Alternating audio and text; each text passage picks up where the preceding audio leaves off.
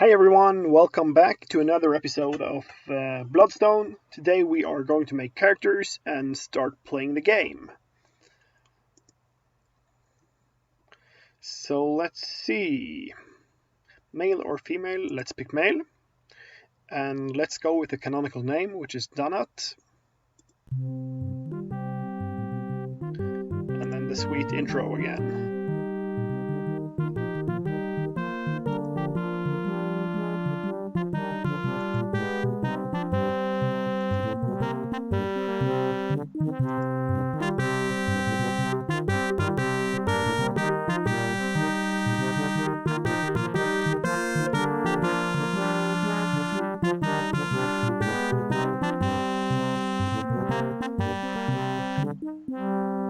Okay, there we go. I just love the musical intro. It's a shame there's not more music in the game because I think it's pretty cool. So we're going to start making the party. We get to choose 3 characters as we leave. And they all have different characteristics, and we also get to customize them a little bit, but they're not created equal. So to be honest, I actually went and made a spreadsheet like a crazy person would do, where I ranked all of their starting abilities, and skills, and then summarized it and saw which one turned out to be the strongest ones. And it turns out, of the characters that we have to choose from, the red characters, Halan, Entor, and Kenneth are actually the strongest ones. And I think Halan is a ranger, Entor is a shaman, and Kenneth is a fighter type character. So I think that sounds like a pretty decent party to start with. So let's just start here. Let's take Halan first. That's this guy. Now, character creation can be a bit fiddly in this game, as it usually is. So it can take some time, but once you've done it, it's not too hard. So let's see here. Here are the main abilities. I'm probably going to skip some of the, so you don't have to watch me actually distribute out all the points. You'll get to see the finished stats, of course, but in general, it's really important to have high dexterity. And the reason for this is that dexterity determines the number of actions you can take in a turn. So, and having more than 6 in dexterity allows you to sometimes take 3 or more actions per turn. And that's really powerful. For instance, it means that you can swing 3 times. And also, strength is important. It determines the weapon damage.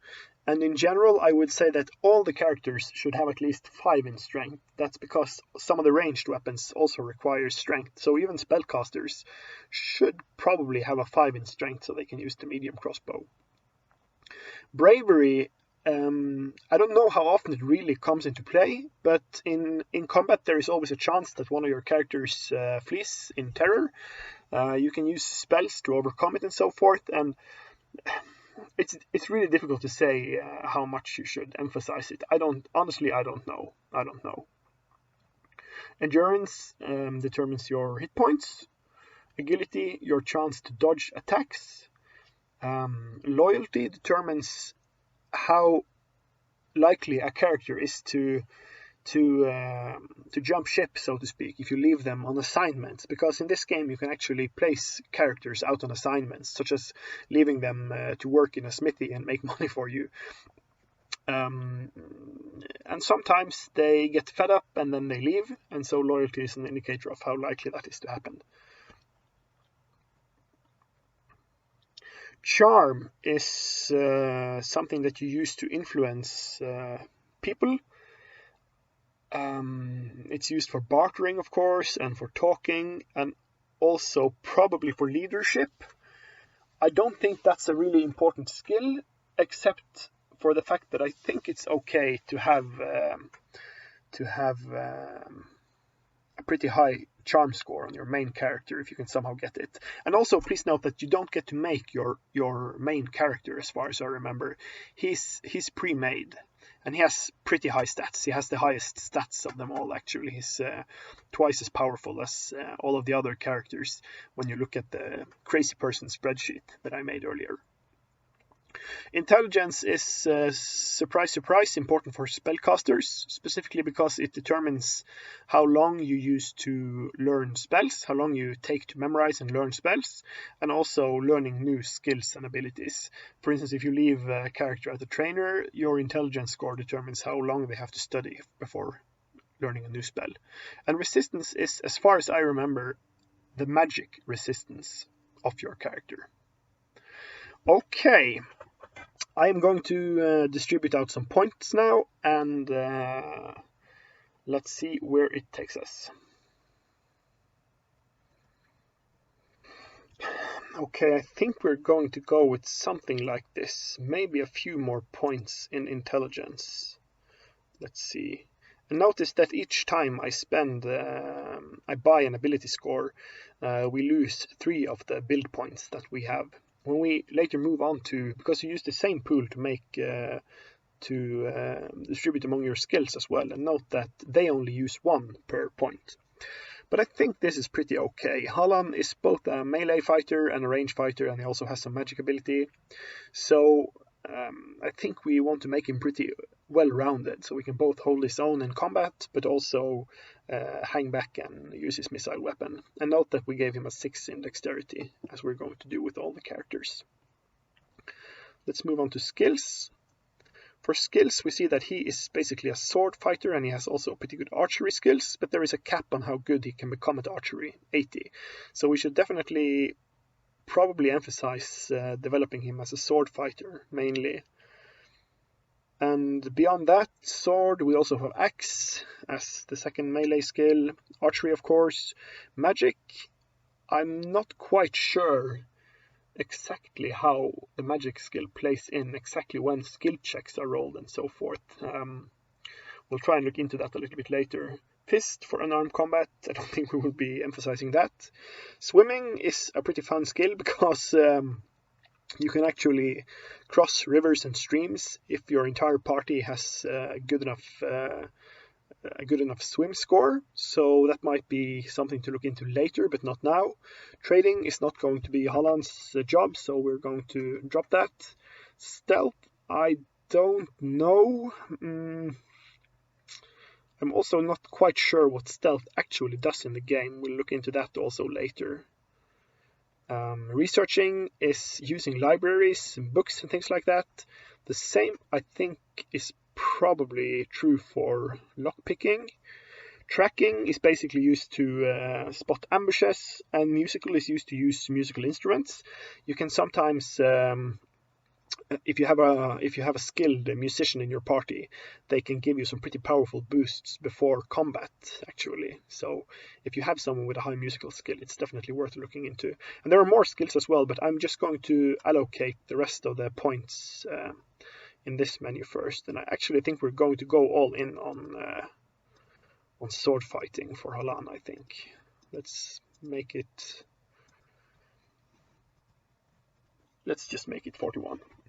And note that this is a classless and point-buy system. There is probably some class mechanics underlying that we don't really see, since we have this differentiation where Hallan has maximum of 99 in sword use, but only 80 in archery, for instance. There's probably something going on behind the scenes that we don't see, but for all intents and purposes, he's just a human. Here are the remaining skills. These are the craft skills: carpenter, metalsmith, gem cutter, and tailor, and also the leadership skill that you can use to influence your party before combat. So the thing about the craft skills is that you can both use them to actually leave your characters and work in workshops. That will earn them gold and it will increase their skills. And also the skill metalsmith can be used to repair items. Gem cutting, I don't remember exactly what it's for. I think it's just for increasing the value of the gems you find. And carpenter is for constructing campsites, so you actually get better use of your rest periods. So that might be something to look into. But we're not going to prioritize that now, obviously. Once all your skill points is used, we can press accept. But for fun, let's also just look at his magic. He has a couple of spells here that he can learn. he actually has 2 full pages of spells. And the way to read this chart is the name of the spell, of course. This is how many of that spell we have memorized. This is the time that it takes for the character to memorize the spell. So for instance, and the time is in 5-minute increments. So this would take 20 minutes for Halan to memorize. And this is the amount of energy we would consume by casting the spell. So all of the characters have 99 energy at the maximum, and then you reduce it by casting spells or by moving or walking, exerting yourself, and so forth. And I actually think that how much energy the spell requires is actually dependent on your intelligence or your magic skill somehow. I'm not quite certain. It's not completely clear, but it's something like that. And the neat thing is that, as far as I remember, I don't think you can memorize pretty much as many spells as you like. You can have up to 99 spells memorized, as far as I remember. So you kind of build up a buffer of spells, and then you use them whenever you're adventuring. So and that's why it takes a long time to memorize some of these spells, because you actually have to prioritize. For instance, spending this rest period to memorize another detect, for instance, or do you use the same period to memorize 4 fear spells, for instance. Let's also look at the inventory.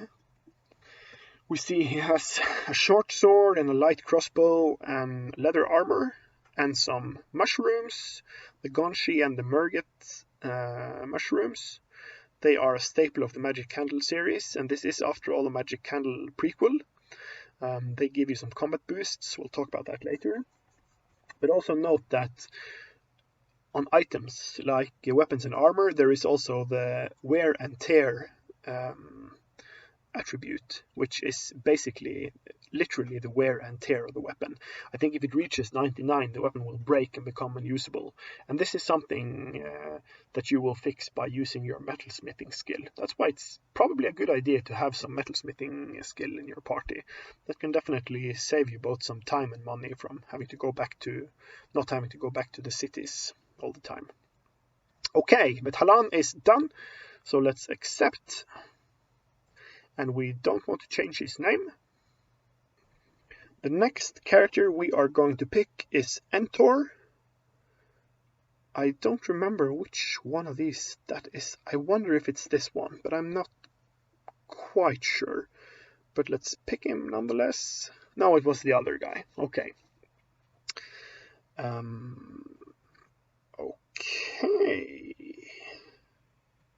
He has 35 hit points. He's not as beefy as Halan is. We might need to do something with that. He has a light crossbow. He's probably a ranged weapon fighter. Let's look at his stats. Okay, I'm going to distribute some points here. Let's see. Let's at least put dexterity up to 6. I think that's a good idea. Yeah, he's obviously a magic user as well. We could definitely go with some more intelligence. That's probably a good idea. Let's put the bravery to 5 so he doesn't run away. And the same for loyalty, so we can actually leave him to study. Probably...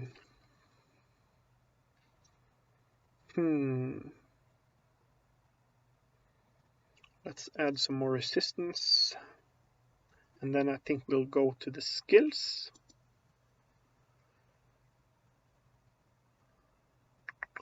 $40 in magic, so he's obviously a magic user. And we're also going to put, even though he has 25 in axe use, I think we're going to put more into archery so he can hang back and be kind of a ranged guy, since we don't have a lot of hit points for him.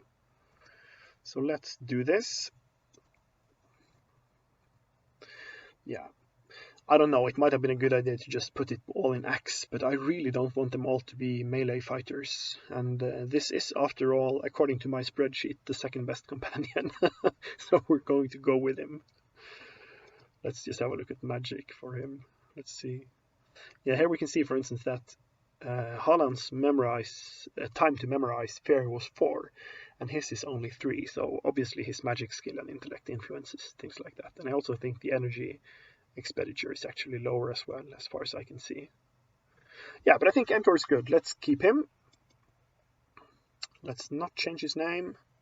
And the last one is Kenneth. It's this young lady here, the lizard woman, the Tlengel companion. And she is pretty much a beast. She has no magic skills, but she's pretty fearsome in combat.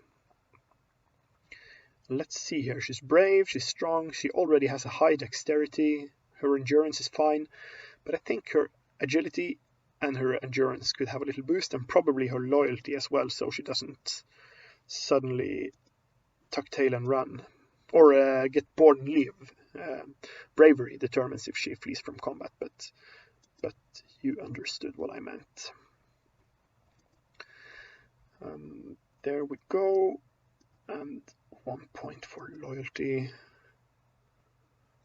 And honestly, I think that's fine for now. Maybe 1 more point in dexterity, like that. The thing with dexterity and movement is that, as far as I can tell from the game, there is a percentile chance that you will have extra actions each turn, and it's sort of an explosive roll. So you can get 3 actions, or if you're really lucky, you can get 4 or 5. Even if you're extremely lucky, there's sort of this normal distribution, it seems like.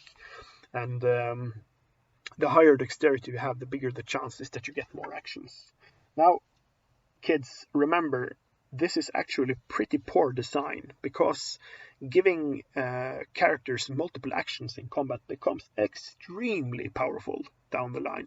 It can be really game breaking, and there's really little point in not investing heavily in having extra actions for your characters, because it literally makes the character twice as good or 3 times as good as someone who has only 1 or 2 attacks per turn. So it's usually pretty poor combat design to have this sort of multi-action model. Let's see here. She has 40 in sword and 30 in archery.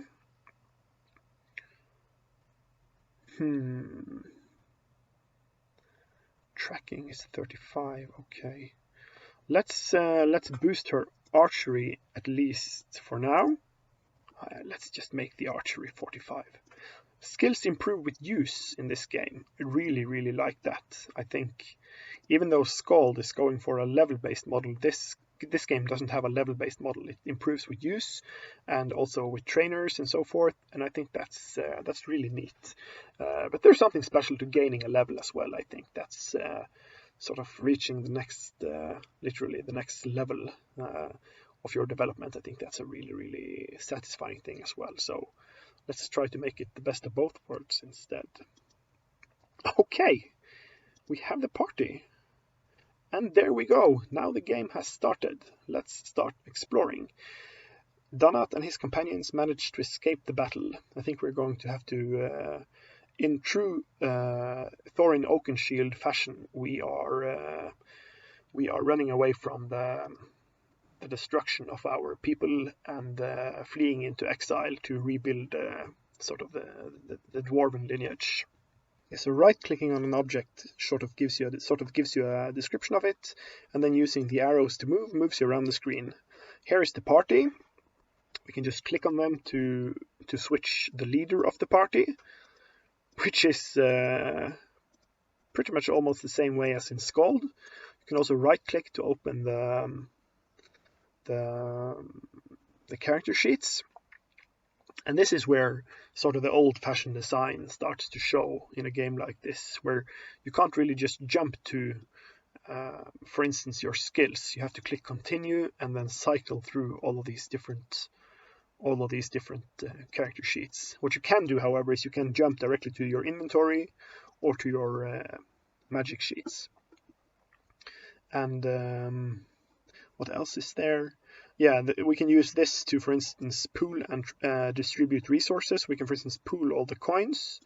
Now, Donut, the main character, has all of the coins, or we could, for instance, distribute all of the coins. That distributes them evenly throughout the party.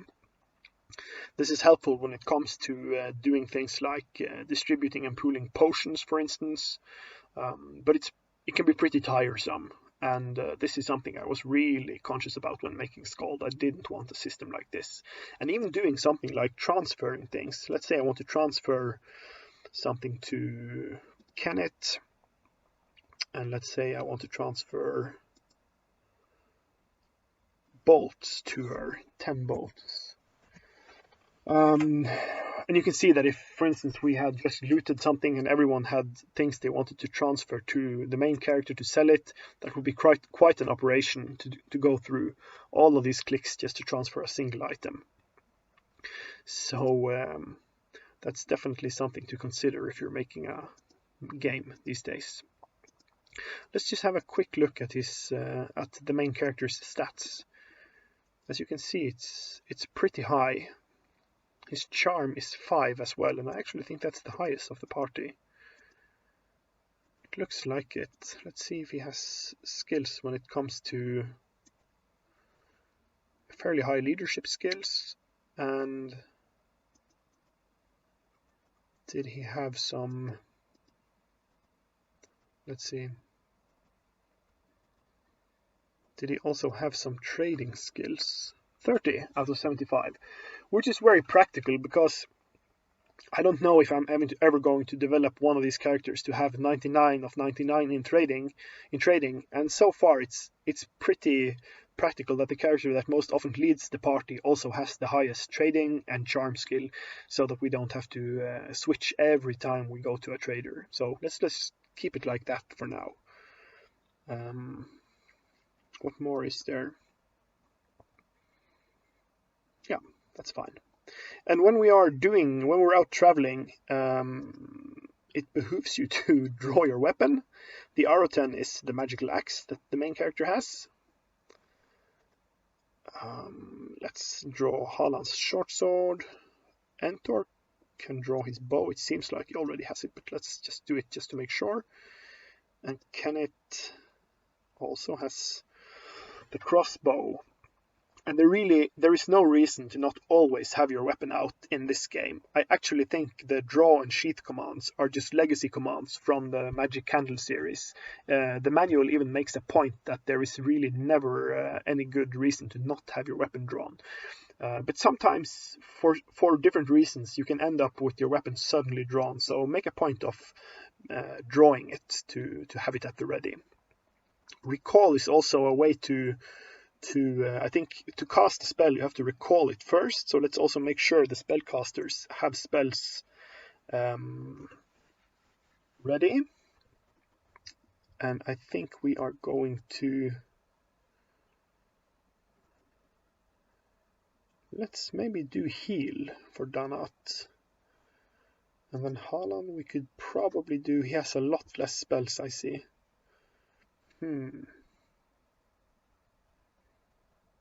And maybe heal for him and maybe a different one for Donut.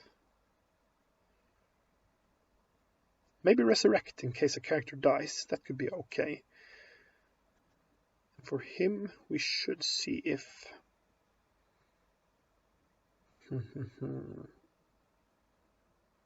Jump is a good spell. It can be used to move characters across the combat screen very quickly. And Kenneth doesn't have any spells, so that's fine. Okay, now let's save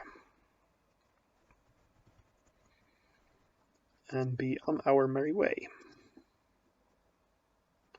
Oh no, ambush! Since it was an ambush, we didn't get to act first. We usually get a dialogue screen at the start of combat where we can do things like embolden our companions and so forth, but we didn't get it this time since it was an ambush. And you basically in combat just move into the square you want to attack, or use the attack command if you want to do a ranged attack, or you can cast magic, or you can just pass the turn if you want to. You can also click solo, and then the character will you will automate the actions of the character for the rest of the combat. It's probably nice if you have a large party if you want to go really quickly by. But let's try and get this guy first, so Kenneth isn't attacked since she is only holding a bow. And there we saw the skill improved with use. We got a +1 already. That's awesome. That's really, really awesome. And then let's take this guy so Halan can probably move over here and help out against these guys. They die so easily. Initiative moves. Yeah, you can actually act in any order, I remember now. We could have actually started with a different guy, but let's just finish our movement. Let's do it out of order. Let's move him first. And then we attack.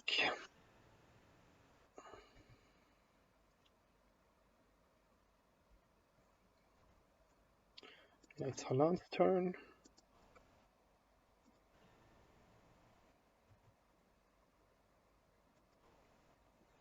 Oh man, Taldors are so easy to kill.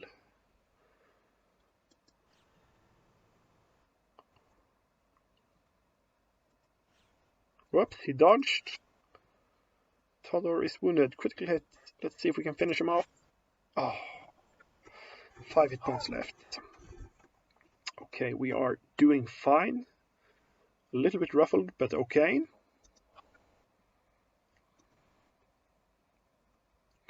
Let's take this one out first. Hopefully this one. That sounds are really, really, really annoying. I might turn off my system's microphone once we're finished in this combat.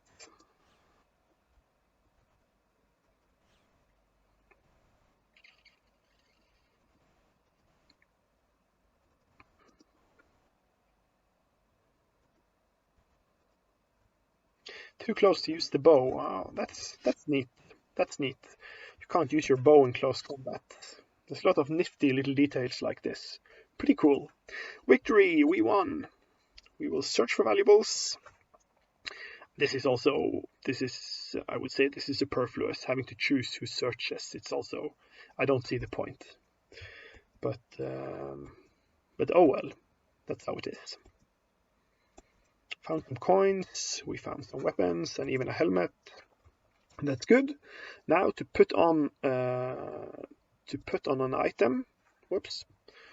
Let's first just see if we have. Do we have a helmet already? No, we're just wearing a ring mail.